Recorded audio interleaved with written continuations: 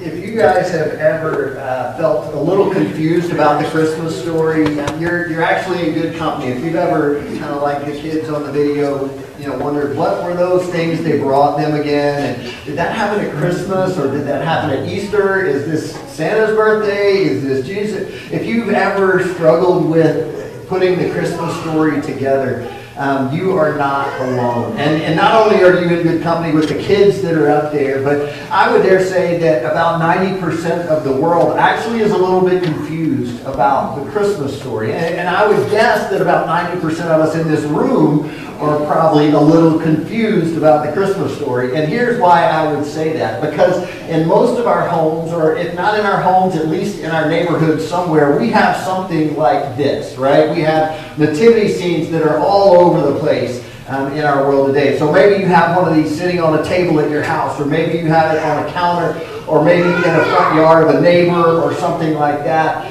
But the problem is, I don't know if you have known this, but your nativity scene has been lying to you all along. It has not been telling you the truth. And so we know what some of the characters represent. We know about Joseph. We know, but then that tend to show every nativity that we call the one magi, or the weren't there. They didn't show up on Christmas Day. And I know some of you are looking at me like, you're ruining Christmas, and I'm never coming back to this church because you're messing the whole thing up. But here's the thing. Let me tell you why I think this matters. It matters because I think we tend to look at Christmas and think, oh, this is a one day where all of this big stuff happened on this one day. We think about the first Christmas as being the Christmas where Jesus was born, and the shepherds came, and the wise men came, and Mary and Joseph were there, and they had probably a bunch of ham to eat. I mean, that's what good Jews eat, right? Is a bunch of ham. And they had cookies and all sorts of good stuff, and that's what the first Christmas was like, right? No, it wasn't like that at all. And in fact, I think the wise men show us that it's not just about one day. The wise men show up a year later, maybe a year and a half later, and they show us that this is so much bigger than a one-day event. If you're at the point where you're saying, well, that's it, I'm throwing out my nativity, and I'm going to go buy a historically accurate nativity, you're just not going to find one, okay? You can go to the Christian center of hobbies in the world. You can go to Hobby Lobby, and you're going to get the wrong nativity. Actually, I went several years ago. I had a chance to go to Israel and went to Bethlehem just a few days after Christmas.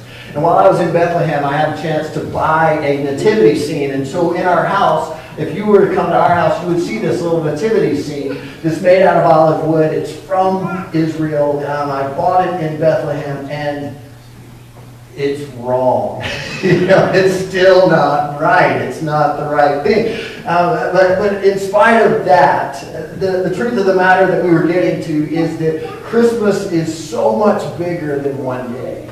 This is an event that changed the course of history, that revolutionized the world, that separates BC from AD, or BCE from CE, however you want to designate those terms.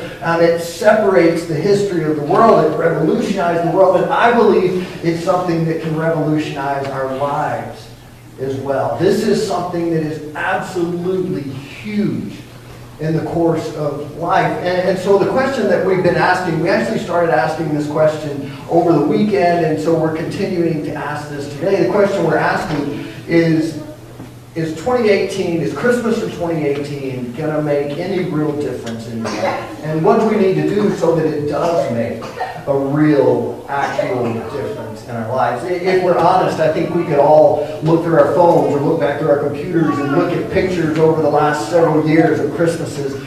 And again, we can look at that and say, yeah, I remember that, but how much difference did that day, how much difference did that season really make in our lives?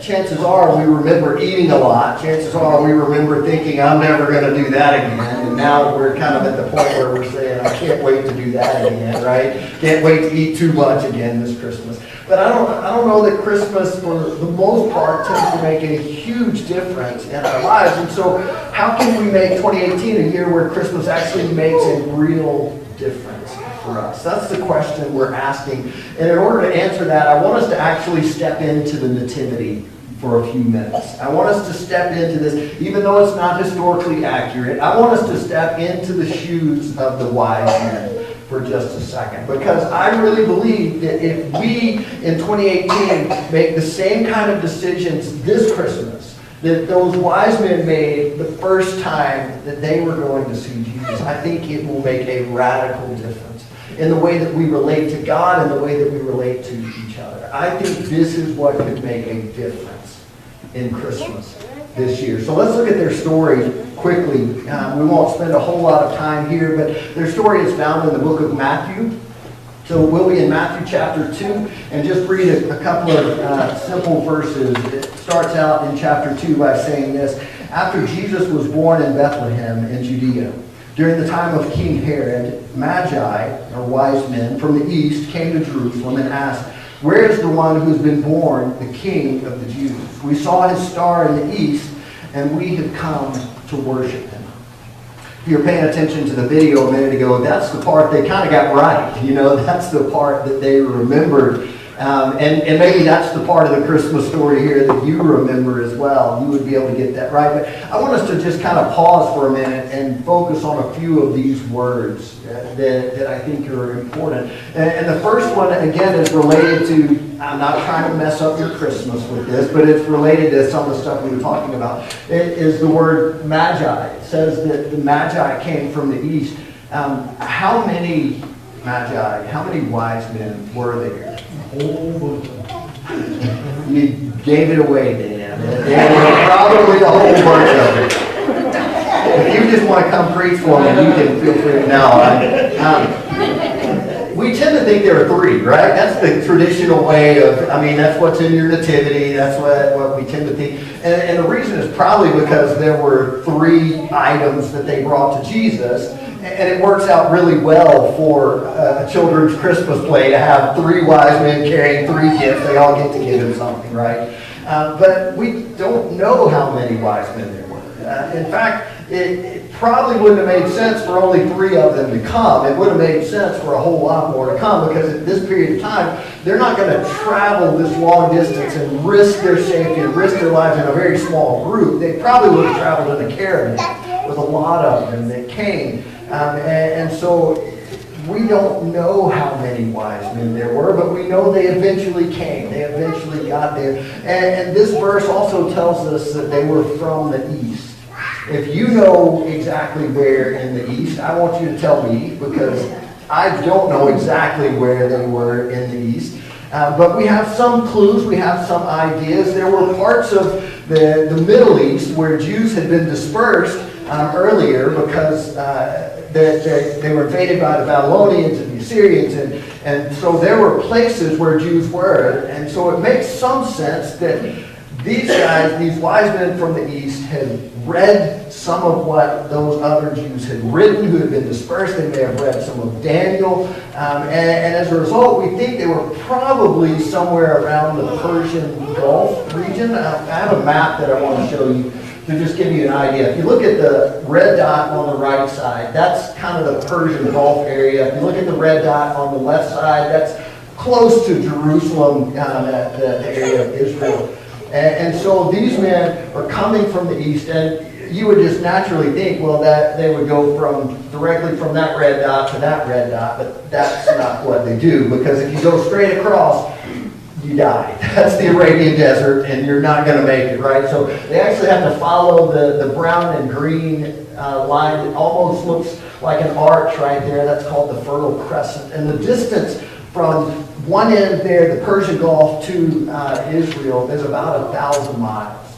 This is before the time of the Wright brothers. This is before the time of Henry Ford. And so, as you know, the way they would have traveled would have been by foot or by animal, maybe by camel. And so if you imagine a caravan of animals, taking a caravan of people, it takes a little while. You can't go quite as fast, right, as you might want to if you're in a caravan. So even at a really good pace, they would have gone probably about 25 miles a day. Some of you are mathematicians. 1,000 miles going 25 miles a day. Somewhere around 40 days it would have taken them just to go from one point to the other. And then they had to find Jesus, which took a while. And then they go back another 40 days. And so the whole trip, the whole journey that they're looking at here is probably like 3 months or more that they have taken out of their lives to come do this. I think understanding that will give us the right perspective on what God wants us to see in just a second. But it's a big undertaking. It is not a small thing. And the last 2 verses that I want us to look at tell us why they were willing to do that.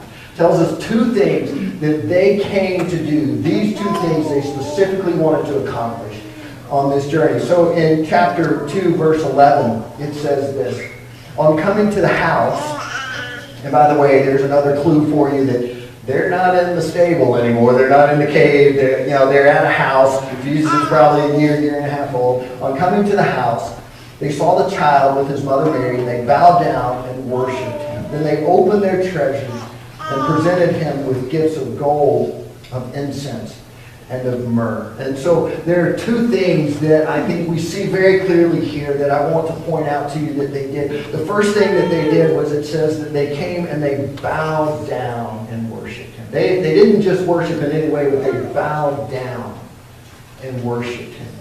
Just get that picture in your mind. Again, this is a baby Jesus who is probably just starting to walk. How low do you have to bow to a 1-year-old? But they came and they said, we want to worship this king. We want to honor this king. We want to revere this king. And the second thing that it says that they did was they brought these 3 gifts. And we've talked about those. One of them, it was probably gold coins. And the other 2, like the kids kind of said in the video, was something else and something else, or maybe some Frankenstein or something in there, right? We say those things today, and they almost mean nothing to us other than the gold coins. That sounds like, oh, that's a good gift, right? The other 2 is like incense and oil that would be used for various things. But here's the thing. Those gifts were incredibly valuable gifts. And so it may have been that these men, when they come and they present these gifts to Jesus, it may have been that the gifts they presented were representative of really their life savings. It could have been stuff that they had been saving up for a long time. And so the point being, they wanted to come, the 2 things they wanted to do, the whole reason they made this huge journey was so that they could worship the king, and so that they could offer their very best to him. And in verse 12, it finishes out by saying this. It says, and having been warned in a dream not to go back to Herod, they returned to their country by another route. I think that's really interesting because in a symbolic way, it kind of shows us they encountered Jesus, they worshiped Jesus, and everything after that was changed. Everything changed beyond that. And so these verses show us in a pretty incredible way what I think is the key to letting 2018's Christmas be the one that makes all the difference in the world. I think if we could stop these wise men and talk to them for a minute and ask them about their experience, I think they would say this to us. I think they would say, I'm willing to do whatever I have to do in order to connect to Jesus and offer him my very best. What would happen in our worlds if at Christmas this year we had that mindset? Mindset that says, I'm willing to do whatever I have to do to connect to Jesus and to offer him not something, not leftovers, but my very best. Amen. That would make a radical difference. Not only in our lives, but in the lives of our kids, in the lives of our grandkids, in the lives of those around us that we have influence. with, it would make an incredibly radical difference. Some of us are in this place tonight, and maybe you're here because somebody dragged you in because it's Christmas Eve and this is what you're supposed to do and all of that. And maybe you've been watching Jesus from a distance for a while, but you've never really jumped in. Maybe it's one of those things where you say, I'm not sure yet. You know, I'm still looking, I'm still searching, I'm not quite sure. Let me just encourage you that there is no better time to start this kind of journey than at Christmas. I believe that the journey of the wise men represents the journey that all of us take as we go to God. There's no better time than this to start this kind of journey. And the second thing I would say is that some of you, maybe you started this journey a long time ago, and for whatever reason you got sidetracked, you got derailed, something happened, and you got off course. Let me tell you, God is not mad at you over that. He just wants you to come back and start the journey again. Don't walk away thinking, I blew it, I messed it up. That's what Christmas is about. He's coming to you to say, I want this with you. I want to do life with you, regardless of what it is. I really believe that if we have the mindset of these wise men, it will radically change the way that we do life. If we have the mindset that says, I am willing to do whatever I have to do to connect to Jesus and offer him my very best, this will be a Christmas you will never